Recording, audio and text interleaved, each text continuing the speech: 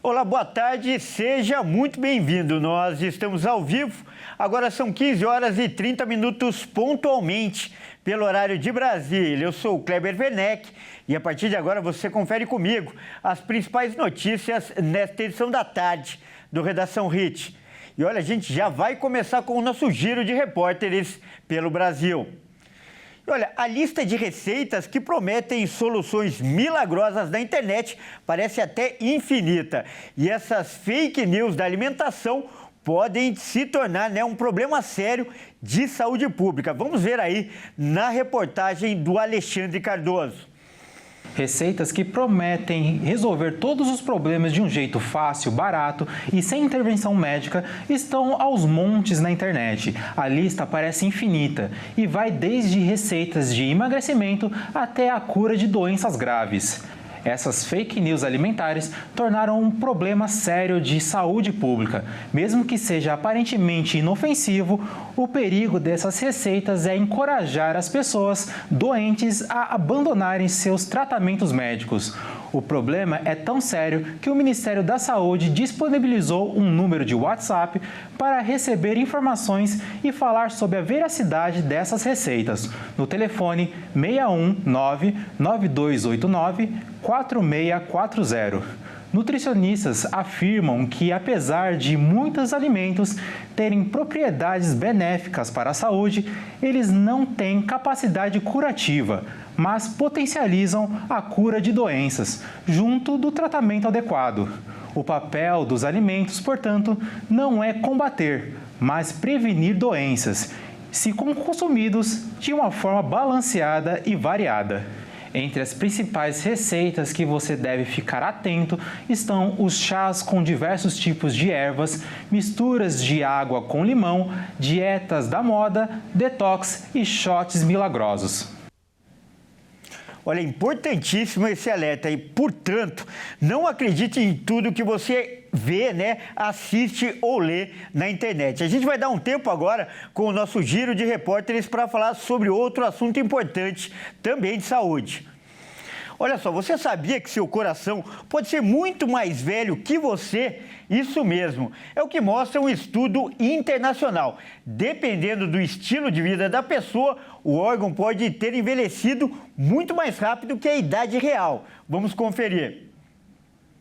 O estudo foi feito por pesquisadores do Reino Unido, Singapura e Espanha e revelou que o coração pode ser mais velho do que a idade real do corpo, principalmente o coração das pessoas com diabetes, obesidade e hipertensão. A equipe de pesquisa analisou exames de ressonância magnética cardíaca de 563 pessoas. Entre os participantes, 191 pessoas eram saudáveis e as outras 366 possuíam algum fator de risco cardiovascular. E os cientistas perceberam que o coração desses voluntários funcionam como se fosse anos ou até mesmo décadas mais velhos do que realmente são. O átrio esquerdo é responsável por receber o sangue oxigenado dos pulmões e depois conduzi-lo em direção ao ventrículo esquerdo, que o bombeia para o restante do corpo. E com o passar do tempo, ele aumenta de tamanho e se torna menos eficiente.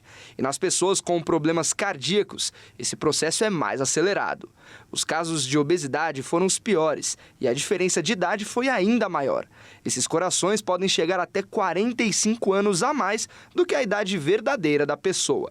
A descoberta é importante, pois ajuda a população que sofre com essas condições a buscar uma mudança de vida, adotando mudanças na rotina alimentar e na prática regular de exercícios físicos. Olha, é realmente uma pesquisa que chama muito a atenção.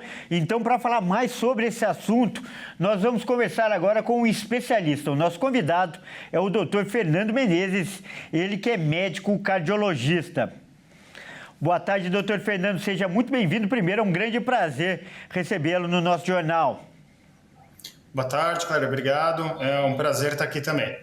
Doutor, primeiro eu peço, como especialista, que você comente o resultado dessa pesquisa. De fato, o coração pode ser até décadas mais velho que a idade da pessoa?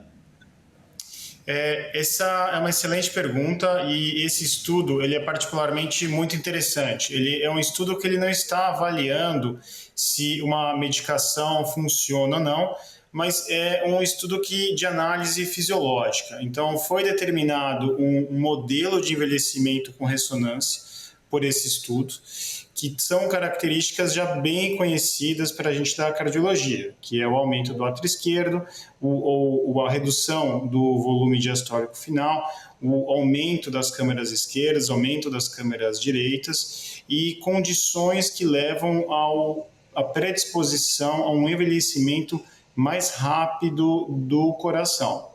É importante lembrar que a ressonância cardíaca ela tem um papel fundamental e muitas vezes, inclusive, na prevenção dos pacientes com poucas alterações e poucas comorbidades, que eles mostram exatamente isso. Nós temos um paciente com hipertensão, a gente acha que é uma questão leve, mas ao aprofundarmos a pesquisa, ao analisarmos a estrutura do coração, ele tem alterações em virtude de que tem décadas de hipertensão, levando uma predisposição à fibrose, aumento da síntese de colágeno 2 e 3, nós temos a morte das células miocitárias, que a gente chama de apoptose. Essas células elas não são substituídas no tecido cardíaco, nós temos poucas células embrionárias no tecido cardíaco, e o coração, com a idade, ele vai ficando mais duro. A questão também de a idade cronológica ser diferente da idade fisiológica é algo que nós vemos muito comumente no dia a dia. Tenho pacientes jovens que têm hábitos de vida péssimos, que até do ponto de vista de aspecto na primeira impressão, parecem muito mais velhos do que são. A gente aprofunda, ele tem mais placas nas artérias, ele tem um aumento da frequência cardíaca devido ao mau condicionamento, isso predispõe também a arritmias e um pior remodelamento do coração como um todo. Então, é um estudo muito interessante, né? Ele fez esses dois grupos, o estudo com pessoas saudáveis e com algumas características que não são características, de novo, tão graves assim, não são pessoas que tiveram infarto do miocárdio, que precisaram de cirurgia do coração, mas são algumas comorbidades leves que já têm efeitos muito importantes ao envelhecimento cardíaco mais precoce. E olha só, vamos continuar por enquanto, então, o nosso giro de repórteres pelo país para saber o que é notícia nesta quarta-feira. E olha só, um vídeo gravado por um passageiro no Rio de Janeiro mostra um taxímetro adulterado. Você vai ver que impressionante, que falta de respeito.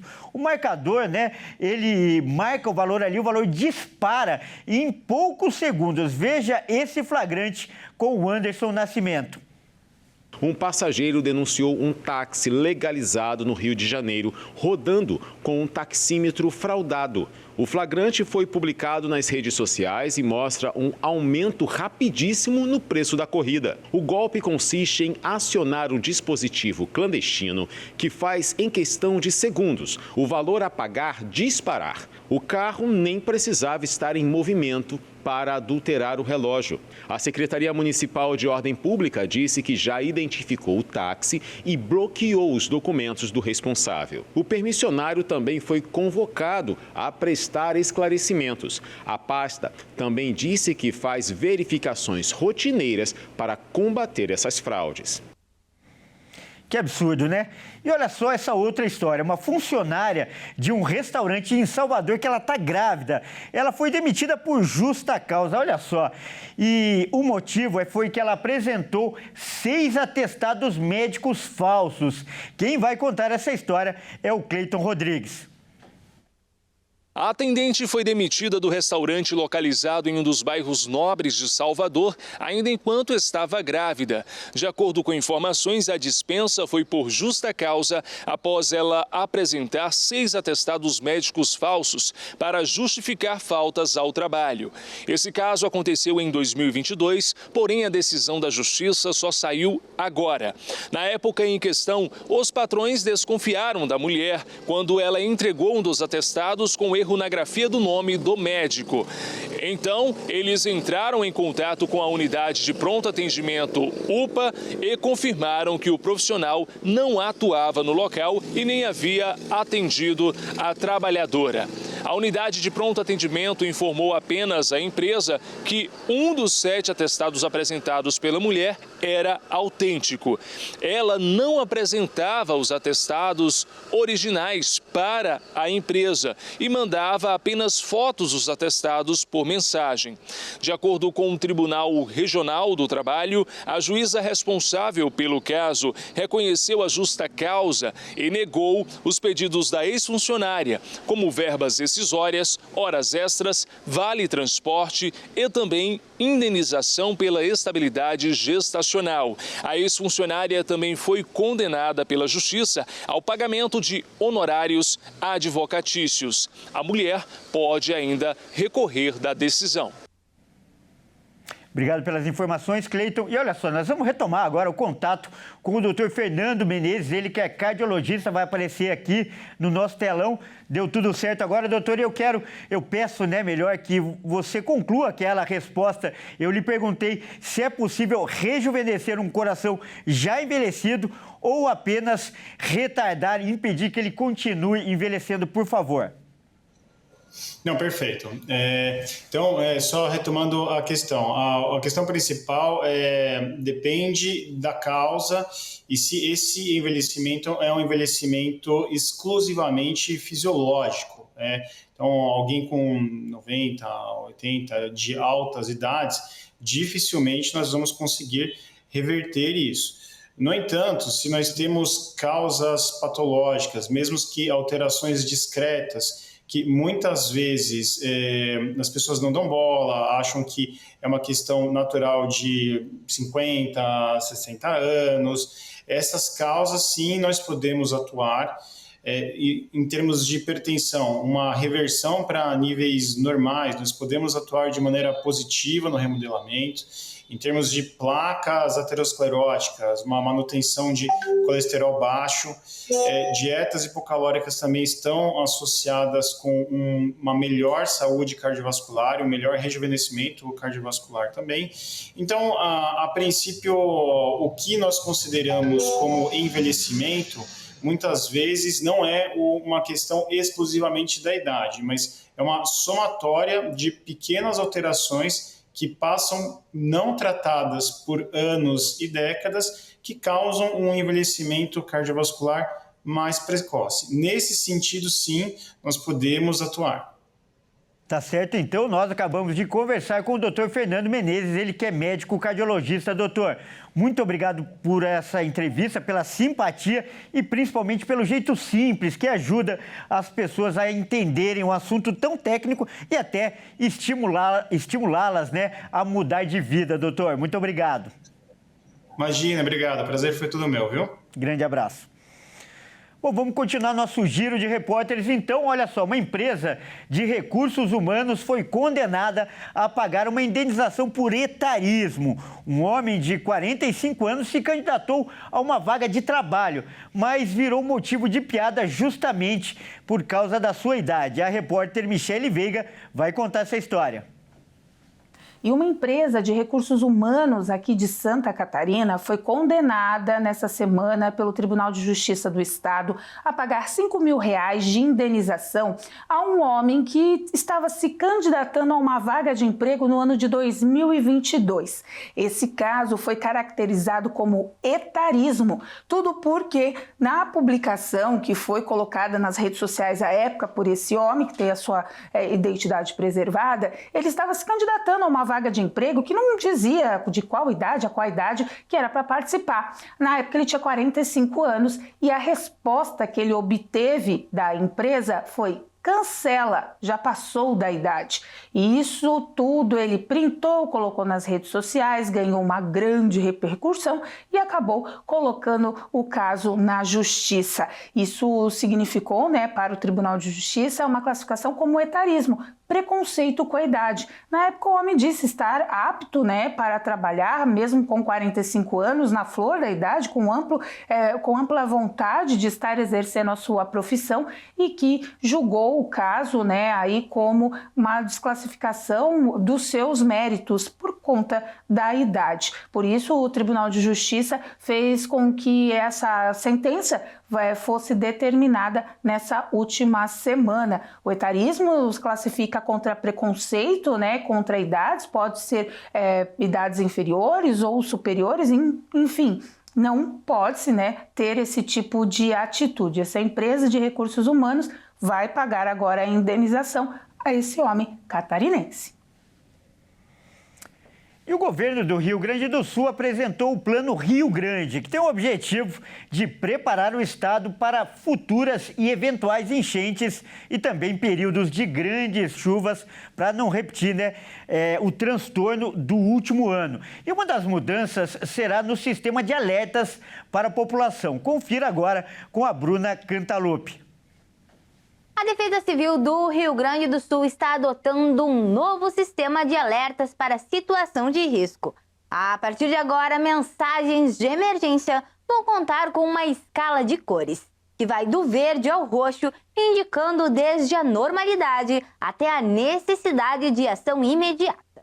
O objetivo é facilitar o entendimento da população sobre o grau de perigo e o que fazer em cada situação. Esses alertas chegam por SMS e também serão divulgados nos canais oficiais. Por exemplo, o alerta amarelo pede atenção, o laranja já orienta a se preparar, o vermelho exige ação imediata e o roxo significa que é preciso sair da área de risco sem demora. Essa mudança faz parte do Plano Rio Grande, voltado à reconstrução do estado após as enchentes de 2024. E busca tornar a comunicação mais clara, objetiva e salvar vidas com informação acessível. E olha só, vamos mudar de assunto agora para falar de política. Isso porque a Câmara dos Deputados aprovou ontem o projeto que pode ampliar em 18 o número de deputados federais. Interessa esse assunto para todo o país. E com isso, 9 estados especialmente ganharão novos representantes na Câmara. Vamos ver. Na noite de ontem, a Câmara dos Deputados aprovou o projeto de lei que amplia o número de deputados federais de 513 para 531. A proposta, que agora segue para o Senado, visa ajustar a representação proporcional dos estados com base nos dados do Censo Demográfico de 2022. Com a aprovação, o Amazonas será beneficiado com 2 novas cadeiras na Câmara dos Deputados, passando de 8 para 10 representantes a partir de 2027. Além do Amazonas, outros estados que terão aumento no número de deputados são Pará e Santa Catarina, com 4 representantes cada, Mato Grosso e Rio Grande do Norte com 2 representantes, Paraná, Ceará, Goiás e Minas Gerais com 1 representante cada. A votação contou com 270 votos favoráveis e 207 contrários. Apenas os partidos PSOL, Rede e Novo orientaram votos contra a proposta. A medida também impede a redução do número de deputados por estado, mesmo nos casos em que o censo indicaria diminuição na representação. Agora, a proposta será analisada pelo Senado Federal. Caso não seja aprovada até o prazo estipulado pela Suprema Corte, caberá ao Tribunal Superior Eleitoral regulamentar o tema por meio de uma resolução. Realmente esse assunto causa muita polêmica, afinal, junto, com o aumento no número de cadeiras, também vai aumentar o custo desses deputados. Então, para falar mais sobre esse assunto, nós vamos conversar agora com um especialista, O nosso convidado é o Eduardo Green, ele que é cientista político e professor da FGV de São Paulo. Boa tarde, professor Eduardo. Seja muito bem-vindo. Grande prazer recebê-lo no nosso jornal. Muito obrigado. Boa tarde pelo convite. Professor, primeira pergunta. Qual a sua avaliação como especialista no assunto, como eu afirmei, sobre esse aumento de cadeiras? Esse número, de fato, é necessário para garantir a representatividade popular na Câmara? Veja, o número em si me parece que não é a questão, porque há países que têm câmaras de deputados, ou chamadas as primeiras casas, com números maiores do que o do Brasil, caso da Espanha, ou países que têm população maior que a do Brasil, como os Estados Unidos, que têm um número menor. O ponto me parece que não é esse, até porque o número em si, ele tem relação com vários outros fatores históricos, tem relação com as regras que organizam a disputa partidária, tem também conexão com as regras eleitorais. Eu acho que o debate em questão, provocado por esse tema, ele deve ser tratado muito mais pela ótica do casuísmo. Ou seja, a Câmara dos Deputados, ao invés de lidar de fato com o problema em questão, ou seja, era preciso nos marcos do número de deputados existentes fazer uma redistribuição à luz do critério que a própria Constituição coloca, que é a representação proporcional de acordo com a população. Então, acho que esse é o ponto que é preciso discutir, ou seja, o parlamento brasileiro, quando se encontra diante de questões que envolvem interesses corporativos, nesse caso eu quero dizer a representação de cada partido por meio dos seus estados na Câmara dos Deputados, ela acaba achando uma solução que, ao mesmo tempo, não afeta os interesses de quem seria prejudicado, mas, ao mesmo tempo, contempla os interesses de quem seria beneficiado. Isso que deveria ser um jogo de somar e subtrair, acaba virando na solução da Câmara dos Deputados somente um jogo de soma. Esse é o ponto que me parece importante no debate, e não é a primeira vez que a Câmara dos Deputados adota um procedimento nesse sentido, quando há necessidade de arbitrar que, em alguns casos, existirão ganhadores, por assim dizer, e existirão perdedores, porque tem uma regra que define quem ganha e quem perde. Só que a Câmara dos Deputados resolveu dar um pulo sobre essa regra e criar uma nova regra. Então, nesse sentido que eu acho que a questão ela merece ser discutida. Adicionaria um segundo ponto, que nesse momento em que a Câmara dos Deputados e o Senado também, me referindo apenas à Câmara, vem sendo cada vez mais beneficiada com um volume muito significativo de emendas PIX, emendas individuais obrigatórias, emendas coletivas de bancada obrigatória, emendas de bancada que também crescem. Estados que, porventura, tivessem uma redução do número de parlamentares teriam menos valores de emendas a serem recebidos, e isso poderia criar um efeito nas bases eleitorais desses deputados junto aos municípios. Então, para além da questão do número de deputados em si, há aí uma questão financeira, uma questão monetária envolvida, na medida em que hoje os deputados estão muito mais poderosos pela quantidade de recursos que manejam de emendas que estão garantidas no orçamento. Então, isso também é importante de ser entendido no bojo dessa discussão que culminou com a ampliação de mais 18 parlamentares que passariam ou passarão a fazer parte da Câmara dos Deputados, desde que o Senado assim aprove e desde também de que o presidente da República não vete esse projeto de lei. Muito interessante e pertinente essa abordagem crítica que você faz, principalmente porque existe uma polêmica nessa conta, né? Já que a Justiça determinou que a contagem fosse feita com base no censo populacional. E 7 estados tiveram redução de população, portanto, deveriam perder vagas. Mas o texto apresentado proíbe que isso aconteça. Então, qual é o seu entendimento dessa questão aí? Realmente há uma incoerência? Há uma incoerência porque, de novo eu repito, se há uma regra constitucional e se há uma regra legal definindo que a representação por Estado ela deva ser proporcional à população, me permita aqui fazer um parêntese para quem nos escuta, efetivamente nós não temos uma representação genuinamente proporcional, porque o menor estado em termos de deputados, que é o Acre, tem 8, e São Paulo, que é o maior, tem 70, nós já temos distorções na representação. O princípio de que, para cada voto, nós temos uma igualdade do seu peso na representação não é verdadeiro. Mas a solução que a Câmara dos Deputados encontrou, ela piora isso. Porque, ao invés dela obedecer um critério mínimo de representação, ela aceita a distorção existente, porque ela mantém congelado o número de parlamentares de estados que deveriam perder e ela adiciona parlamentares para aqueles estados que deveriam ganhar. Ou seja, qual é o critério aí? Nenhum critério, a não ser uma definição de natureza política do tipo: vamos contemplar todos os envolvidos de modo que ninguém se sinta prejudicado nos seus interesses. E, para piorar, congela qualquer outra decisão enquanto não houver de parte do IBGE ou do governo brasileiro uma definição oficial sobre qual é a contagem populacional. E não é a primeira vez que a Câmara dos Deputados adota procedimentos nesse sentido. por exemplo, na repartição dos valores fiscais do Fundo de Participação dos Municípios, esse procedimento já foi adotado. Então, há uma lógica na Câmara dos Deputados, que eu repito, ela é mais corporativa, ela tenta compor interesses, mesmo que isso signifique, por exemplo, aumentar custo fiscal. Claro, a gente poderá dizer, os 64 milhões a mais que custarão esses 18 deputados nem se compara com os 50 bilhões de emenda. Mas essa é uma comparação, para mim, equivocada. Nós estamos falando, sim, de dinheiro público, que alguém vai pagar a conta desses outros 18 deputados. E é preciso considerar um outro aspecto.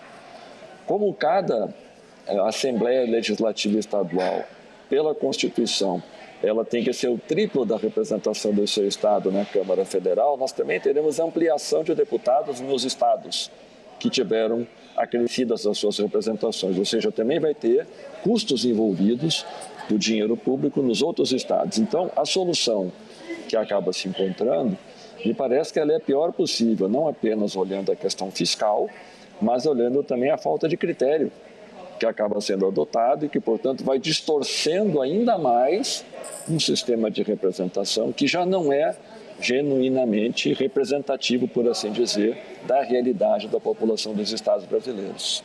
Tá certo, então nós acabamos de conversar com o Eduardo Green, ele que é cientista político e professor da FGV.